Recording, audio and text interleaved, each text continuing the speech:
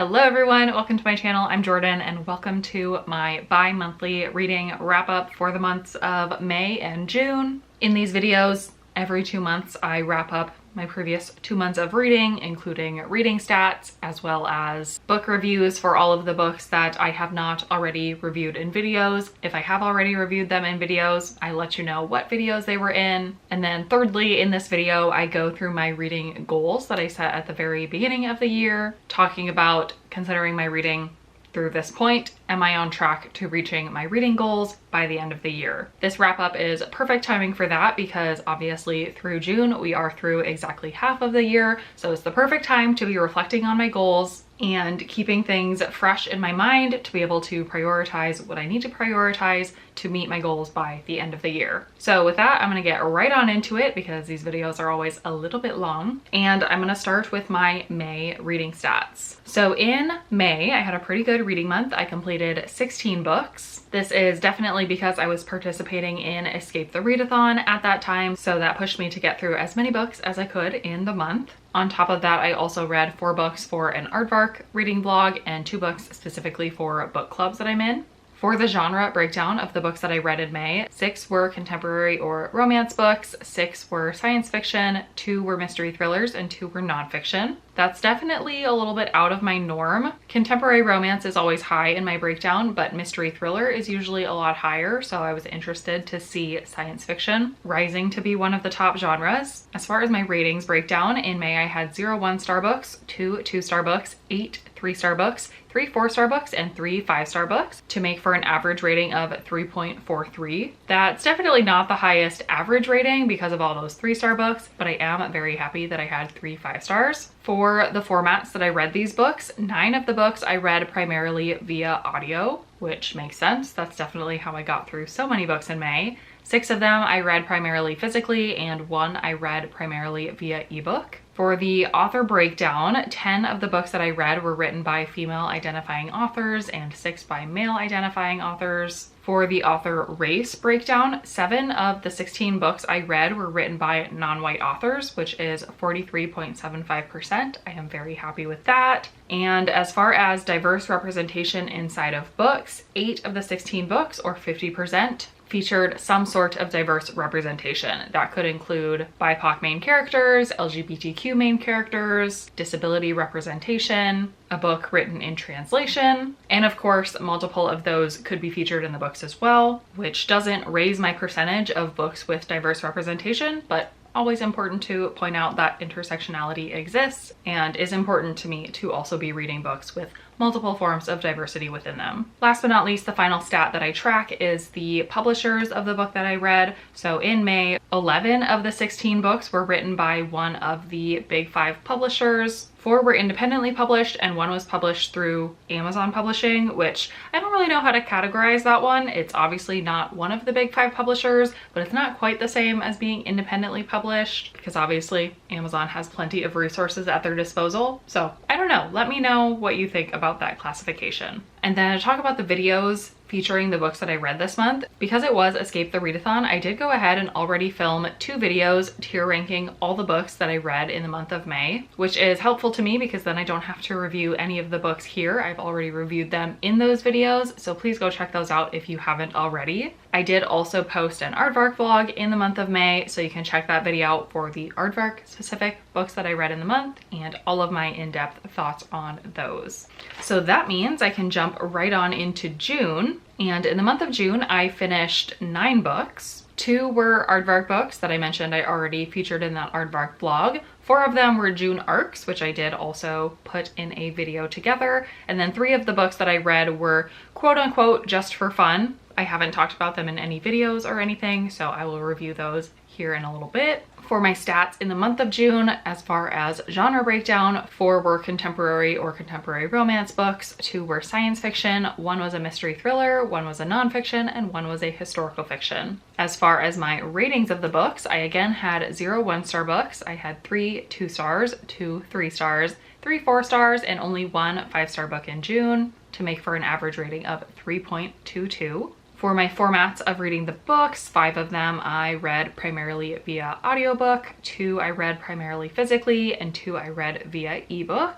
As far as author gender breakdown, 6 were written by female identifying authors, 3 by male identifying. 4 of the 9 books were written by non-white authors, or 44.4%. Again, very happy with that, as well as my diverse representation. 7 of the 9 books that I read in June featured some sort of diverse rep, which is 77.8%. Very, very happy about that, and you'll see both of those stats come back into play when I talk about my yearly reading goals here in a sec, because I do have overall yearly reading goals related to the diversity of the authors I'm reading from and the rep inside of books. And then last but not least, the publisher breakdown. All 9 of the books that I read in June were published by one of the big 5 publishers, so here you can see that specific breakdown. As I mentioned already, the Aardvark books that I read are in a vlog that you can go and watch, as well as the 4 June arcs that I read. They actually all happened to be queer romances, so I put them into a vlog together for Pride Month. So definitely go check that one out if you have not watched it already. And the books that I haven't already talked about in videos, I'm very excited to talk about them here because 2 of them are some of my most anticipated books of the entire year, and 1 turned out to be a surprise favorite. So let's see, the first book I'll review is The Dark Maestro by Brendan Slocum. This is one of my most anticipated books of the entire year because I have absolutely loved Brendan Slocum's books in the past. He wrote The Violin Conspiracy as well as Symphony of Secrets. Both of those 5-star books, absolute all-time favorite books of mine, which puts a lot of pressure on the next book from an author like that. The Dark Maestro is yet another mystery thriller kind of crime novel from this author, and all of his books incorporate something to do with classical music, which is something I love about his books. It's so unique, and I love the passion for music that he brings to them. This book follows our main character, who is an elite cellist who loves all things music, and he's on this path to success, becoming a soloist, when something happens with his family that causes them to have to go into hiding. And the way this is revealed in the book is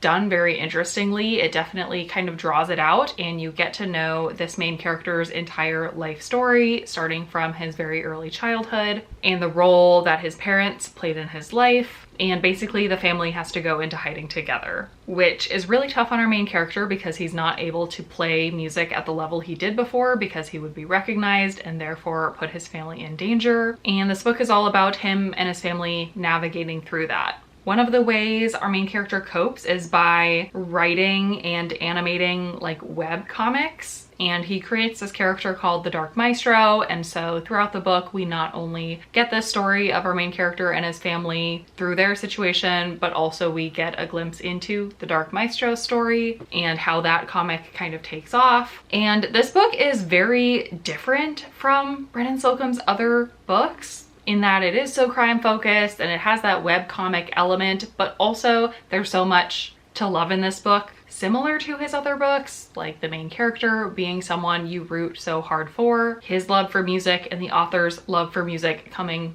through in the book. But I think I had a similar reading experience to a lot of other reviewers I'm seeing come out with their reviews on this book, was that there's just something missing in terms of the magic that I felt in Brendan Slocum's previous 2 books, which feels a little bit harsh to say, and I did still rate The Dark Maestro 4 stars, so I did still really enjoy it. I really cared for this main character and his family and their situation. And I liked finding out everything that his father was involved in and like them solving that whole situation. I was really invested in it, but something about it, I don't know, I didn't fall completely in love with in the same way. So I feel a little bit disappointed, which again is a little bit unfair and is definitely because of how much I loved his previous 2 books. It's like I had some kind of unrealistic expectations for this book, which is not Brendan Slocum's fault, but is unfortunately the truth. And yeah, like I said, I rated this book 4 stars. I would still recommend it to anybody who also has read and loved his previous 2 books. If you haven't read any of his books, I probably would recommend his other 2 before this one. I will continue picking up probably every single one of his books going forward. I'm still a huge fan. This one just fell a little bit short of his other 2 books, which for me are all-time favorites. Similarly, I also read The Poppy Fields by Nikki Erlich this month. Nikki Erlich is the author of The Measure, which was her debut book and is also one of my all-time favorite books. So again, I had some sort of unrealistic, super high expectations for her follow-up book, which is The Poppy Fields. Nikki Erlich writes hard-hitting contemporary books with some slight speculative elements to them. They verge a little bit more to the sci-fi realm than the fantasy realm, in my opinion. They're about a group of people dealing with some sort of emotional situation. In The Poppy Fields, it's set in this world, or really it's our world, just in the not too distant future, where scientists have created a cure for grief. And there's this place you can go called the Poppy Fields, where basically you go to this place and you undergo the treatment that puts you into like a very deep sleep for 3 to 4 weeks at a time. And when you come out of that sleep, you are no longer feeling the deep pain of grief for whatever person you have just lost in your life.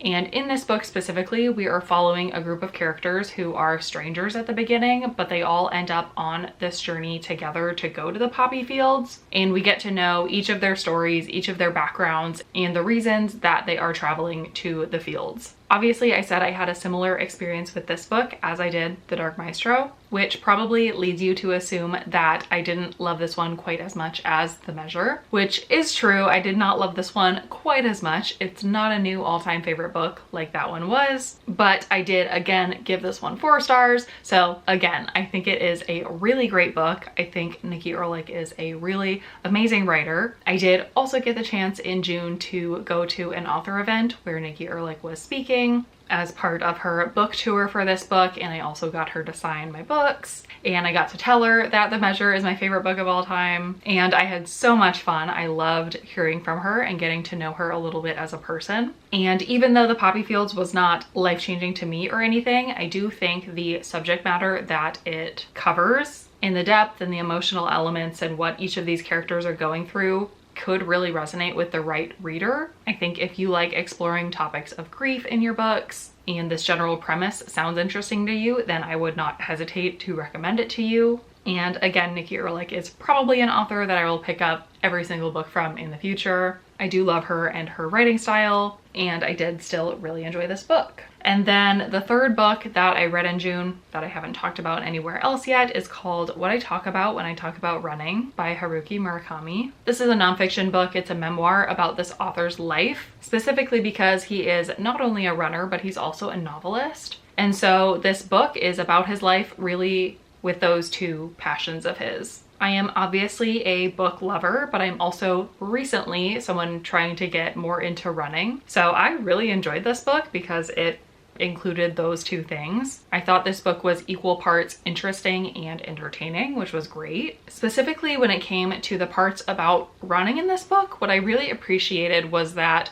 this author is an ultra marathoner. Like, he's a very, very good elite runner. And I am a very, very beginner runner. So I could totally see a world where I read a memoir from a runner and just feel like it's completely unrealistic, unrelatable. Like, we don't think about running in the same way, but this book was completely not that. It was actually really humbling and interesting to read about this ultra marathoner talking very candidly about the struggles he's gone through as a runner. He did not sugarcoat anything. He didn't make it seem like it's always easy for him. He was super transparent about it in general, as well as his experience trying to become a novelist, but also his love for these things came through super strongly at the same time. So this was just a delight of a little book. The audiobook is also like 4 hours in length, which I loved. It just felt like the perfect length. It felt like the perfect glimpse into this author's life and a reflection on two hobbies that I also really care about. So it was the perfect combination for me in all of the ways, and I ended up giving it 5 stars. And I would super highly recommend it to anyone who's interested in